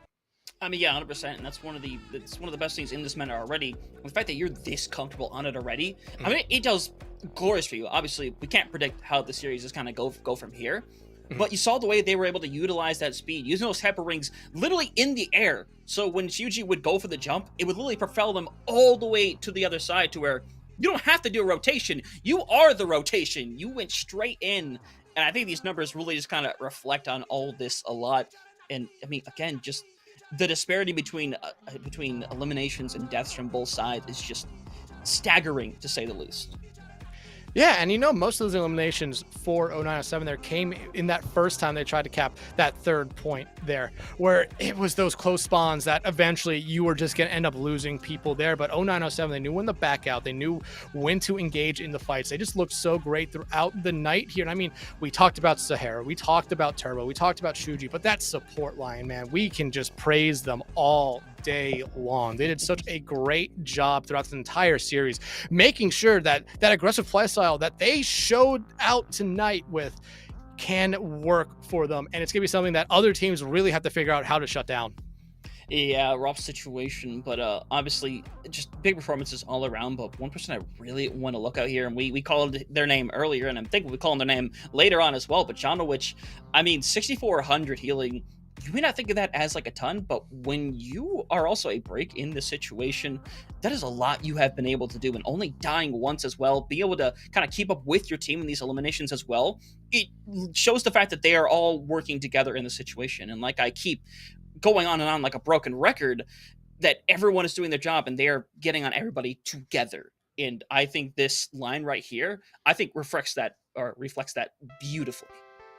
Oh yeah, absolutely. I mean, going back to what you said earlier, this support line is able to do so much because the DPS is able to do just as much or even a little bit more. This support line is one of the scariest ones here in the PC Open EU tier. And it's going to have to be one we watch out for the rest of the season, because we looked at the team sheet. It's these 5 players on it.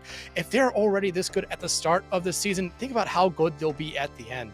I mean, 100%. And obviously, sometimes it's too early to tell in a lot of situations, but we are in a place where having this kind of early start, obviously, is fantastic for a team. You come in, you don't know how the competition is going to 100% be, especially when you're in an open division like this. But being able to come in with that 3-0 in dominant fashion, that has to do glory for the confidence that you already had, and knowing, yeah, you have the ability to go on and win this thing. You just need to keep going and kind of bring that momentum as we get to that mid-season tournament. Oh, absolutely. And the midseason tournament's going to be fun, because I think we're going to start to see a lot of teams rise up towards the top right there. It'll be really fun to see who is the best at the midway point of this season. Yep, 100%. But of course, going to get things rolling here a little bit. We're not quite done here yet, because before we end up going to that desk, we're going to have an interview set up for you here, but we are going to take a couple of minutes break first here. So stick around. We'll have yourselves an excellent interview. Who is it with? I'm not telling you. You have to stick around and find out.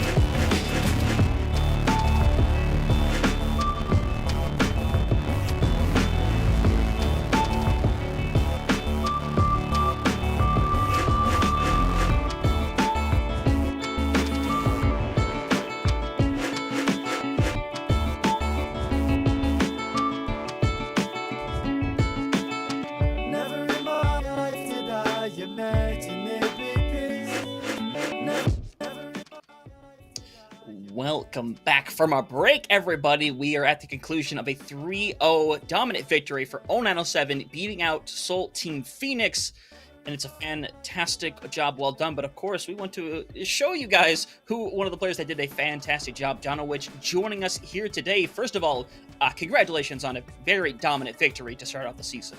Thanks, man. Thanks. It was really fun. It was really fun playing. It was a lot of it was a lot of fun watching that situation. Obviously, familiar with your team to a good extent. Most recently, we look back at the GOATS tournament. You guys ended up coming in second place over in EU. So obviously, GOATS far different from what 5v5 Overwatch is now. But in terms of going from that in that couple of months span to this, what's kind of been the transformation of the team been like in that stage? Well, in the Ghost tournament, we played with the core of the team, like the Shuchi, me, so on, and Turbo as well was there. But we also found some other players to play that tournament. And meanwhile, we also been retrailing Hitscan, because in the Ghost tournament we had a guy called Sky on Hitscan, and now we're trialing different people. So we don't have the same roster as we did back then. That's well. Again, congratulations on this series. You guys look great. But when I reached out to you earlier today and asked you about what comps you guys were likely to play, you did talk about how you guys used to be a Malga comp here, but Shuji on that tank seems to be a very, very flexible tank from how they played tonight, and it seems like they play into your play style of all-out aggression. When you're on that support line, you have a tank that is ready to just go all-out offensive at any moment. What is that kind of gameplay like? It's very nice. It's very we can be what's it called? We can be very flexible. We can do a lot of different things. As you saw on Akibol, for example, we said we wanted to go for something cool, something fast, and we just rolled out with the Mercy and the Brick and the Widowmaker, like something you don't normally see, but it was just fun, and we knew we had to we couldn't lose the map, for example, and we also knew we had the overhand, whatever you call it. We were not kind of losing, so we could just play a lot of different comps. We can do a lot of different things. It's really nice, really flexible.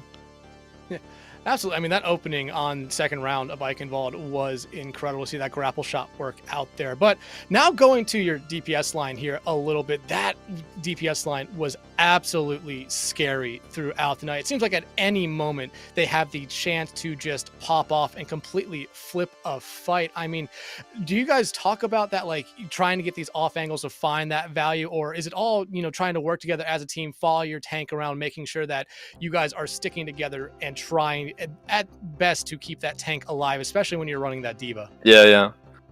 We're still experimenting with what TPS are nice to play, and how to play the comp, because the comp is very new for us. Even though we have scrimmed it a little bit, we haven't played it that much, so we're not really comfortable yet, I would say. But our TPS, we've been looking at the we've been writing all that, looking where to place ourselves and where to place our TPS, and where's the optimal places to do that. So I think it just comes to the play style and the reason our TPS position themselves as they do. It's just because of a lot of scrims and a lot of practice. We've been looking at what we've been doing wrong, where we've been placing wrong. What plays that has made us been losing maps, and what places that's been losing matches for us. Yeah.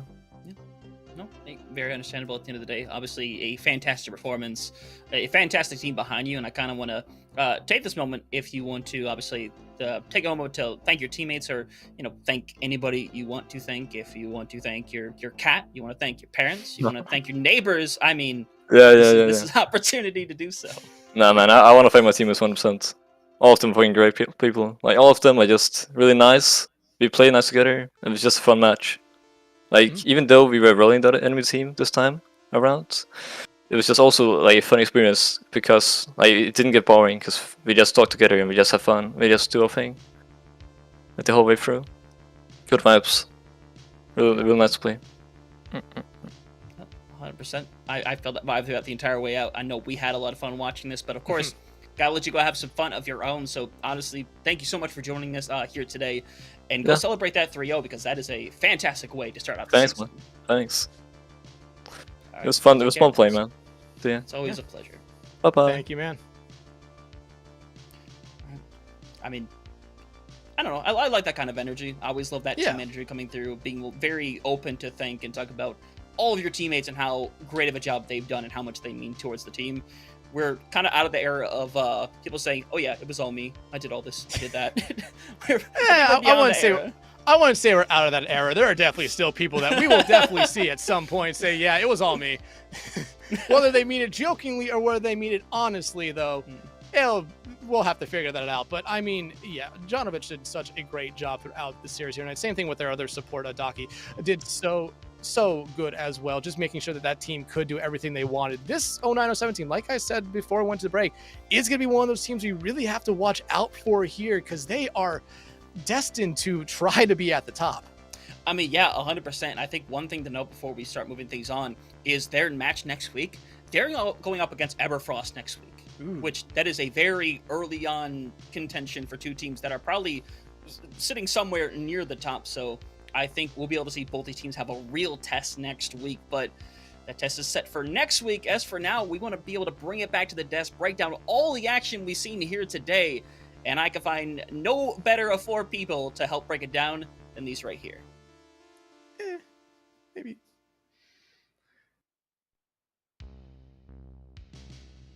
Oh, I always do love hearing from players and hearing that team energy coming through. So yes, a dominant streak there from a team that, in my opinion, could be one of the ones to win this, because they showed great energy and a little bit of cheeky energy. Well, folks, what are we thinking about what we just saw? I think for myself, I mean, one of the biggest things you notice from the difference between both teams is just how proactive and aggressive 0907 was. You know, they were taking those angles, they were going in aggressively. It felt like in a lot of situations, you know, the comp that Soul Team Phoenix was playing should have been maybe by default been the more aggressive one. That being said, 0907 just compounded that, went on top of them constantly, and never really gave them a chance to engage. I think the perfect example of this was honestly from Clash. We saw a lot of times you don't really see the fights really break out too much before, you know, the point unlocks, before it actually really matters. But Soul Team Phoenix was just losing people before it even started, constantly back and forth. So by the time the point unlocked, they just capped it for free because they already killed 2 people. Yeah, I gotta agree with that. I think that my general impression was that 0907 weren't ever really doing anything complicated. Soul Team Phoenix, a lot of the time, were trying to set up these more layered dives, but except for, I think, one frag on Doki on Samoa, they just never really came to fruition. So all that time they spent trying to set up really came to bite them in the behind.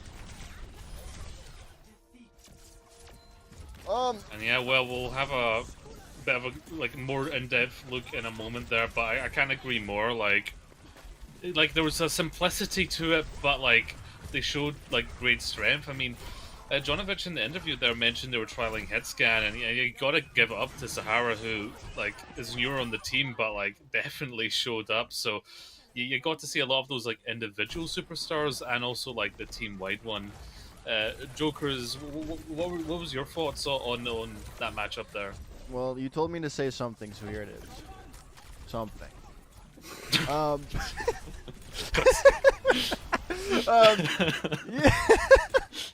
Really, that's it? Okay, no, right, fair enough. No, I really like Joker's just embarrassed they predicted a 3-1 instead of 3-0. No, that's it. That's what it is. No, I really like the synergy that we saw coming in from 0907, and even when they were just trialing Sahara as well, it looked very clean. And like we were saying, this could be one of the top teams in the EU Open tier. 100%. You know, I think we're all kind of feeling that way, and there's kind of an excitement around about did we just watch maybe our grand final winners there actually get into play. Obviously, Soul Team Phoenix, they had a harder time there. I think there's a lot to learn. However, there's always a lot to learn from a loss, and there's a lot of learning points there. We're gonna have a little bit of a breakdown there into a little bit more in depth of some of the points there that happened, and we'll move over to Spectrum, who's going to give us an in-depth kind of evaluation of what they were seeing there about one of the particular points. Okay, so I think we'll remember how I was just talking about how we were maybe taking a little bit too long to set up. I think we can see here on Samoa an example of why I think that was sometimes the case. So obviously here we can see the entirety of Soul Team Phoenix kind of stacked along this kind of top area of the map, all while the rest of their opponents are coming in. Already a very passive setup. You kind of want to be holding the gate at this time. Now Squares is going to be looking for this EMP. This is that setup we spoke about before. But you'll notice, even as we pan around, that the rest of the members of the team all fully stacked. And when we're playing these Diva Brigitte compositions especially, we need to be splitting. We need to be using those long-range healing utility that backline provides to enable Ivory, to enable Beefto to take these angles. And because there's no pressure from anybody else, Turbo Smooth can spy check all that he wants. So that square's been knocked out first time. Gonna get stable, can go back in a second. This is time off the bank. Look how deep in we are. Squares, spy checks again. Bob's been used. 097 are on the point. Squares has not been spy checked again, that's true, but we're already knocked in, and there is no chance for an EMP to be used now because of that Juno ult. Kind of scenarios like this were very common, I saw, and a really big reason why we got to see 0907 get the better of this matchup.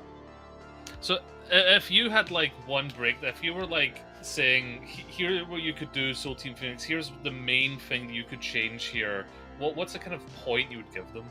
I'd probably just glue down the W key, to be honest. I think that it's not a bad idea to be going late, occasionally going passive, but I think when you're going late this consistently, you just need to go and kind of be a little bit less worried about doing everything perfectly. Just kind of getting to the correct position at the right time will do you an absolute world of good. Well, yeah, like I said, lots to learn from. Any of thoughts from the rest of the desk? I fully actually agree with what Spectron said. I was on a team recently playing with like a different tournament where, you know, we had a little bit of a similar issue in that like the team had issues taking proactive stuff and doing things.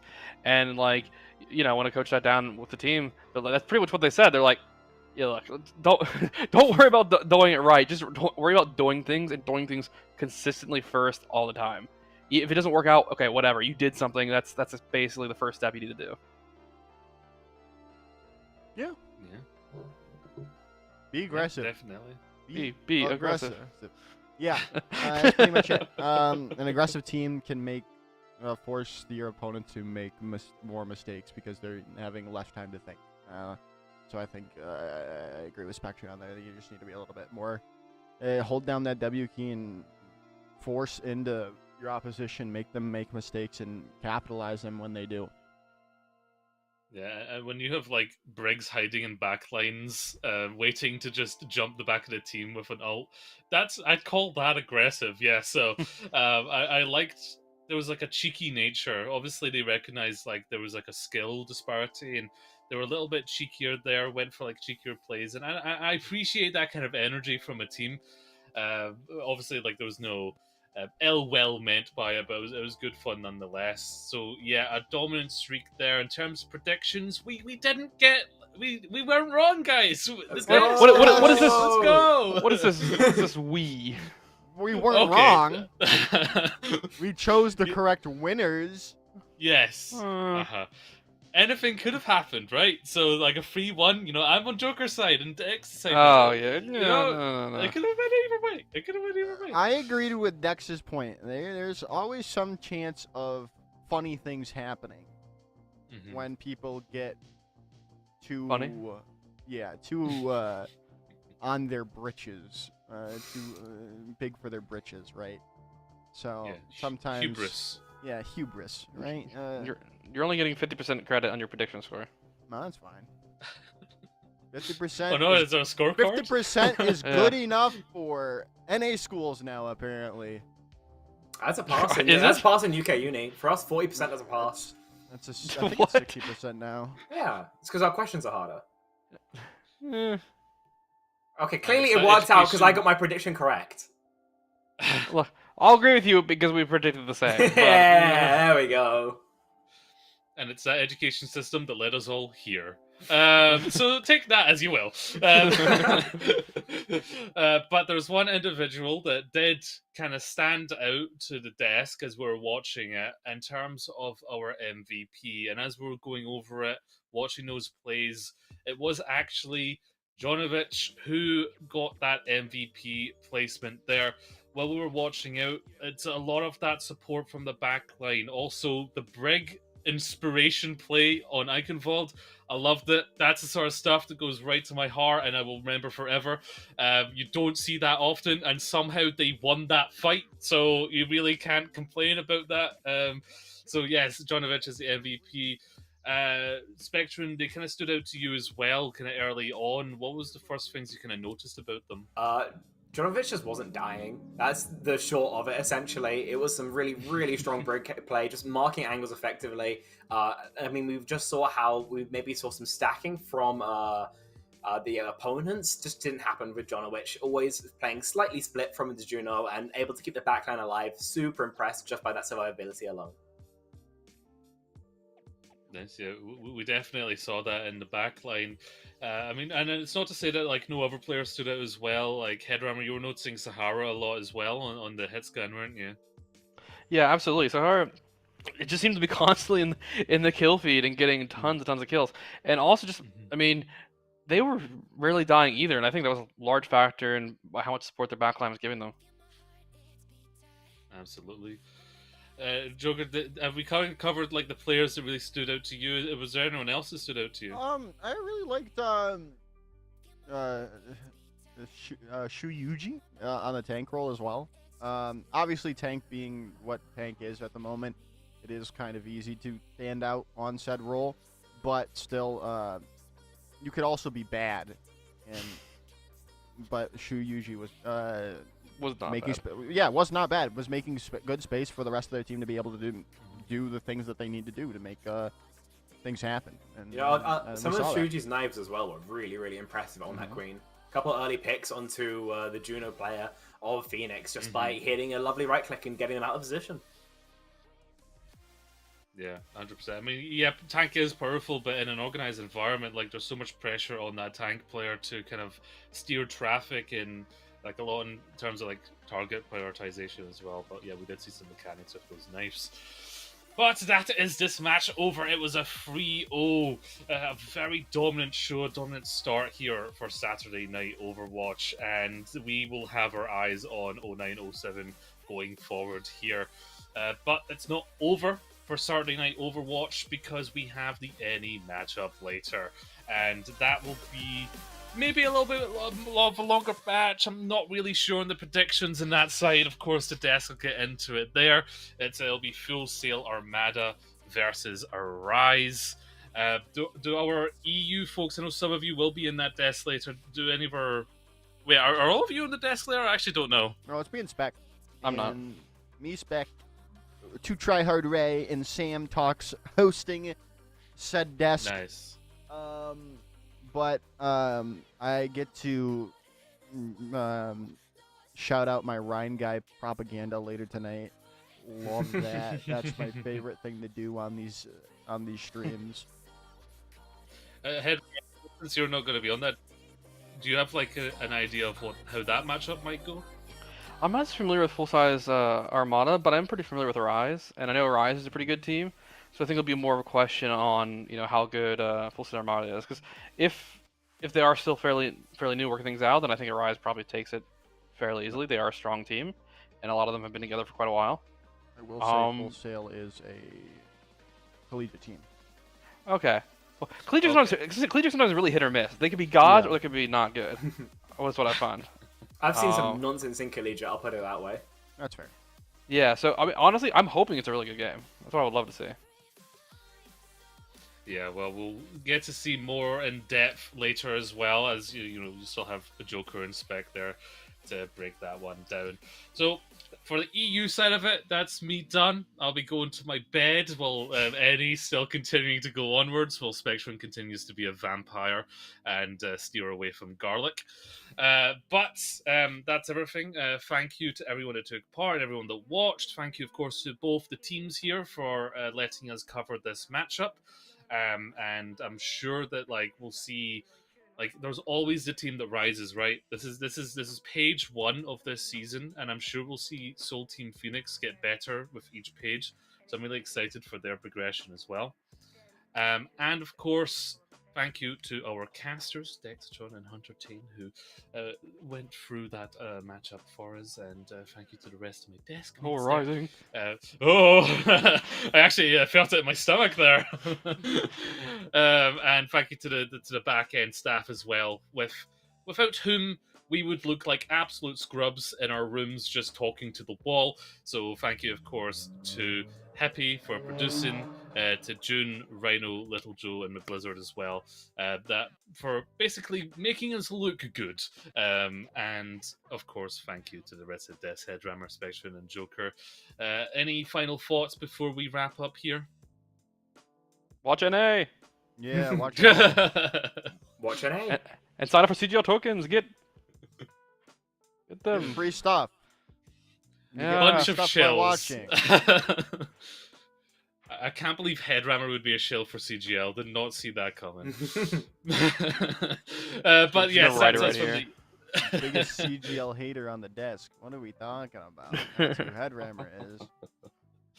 But yes, thank you all for watching. Join us for any later. There'll be another banger match. But for now, sayonara, and we'll see you there in any.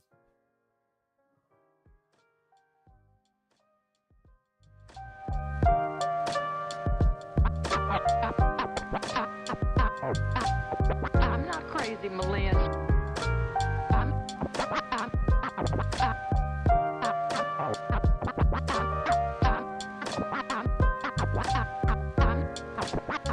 not crazy, Malin. I've just been in a very bad mood for 40 years. 40 years.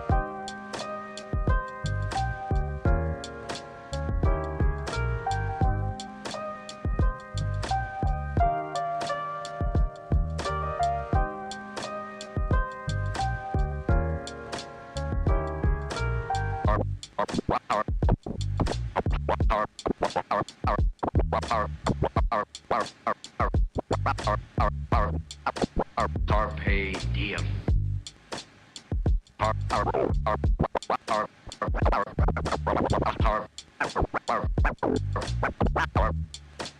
Carpe diem.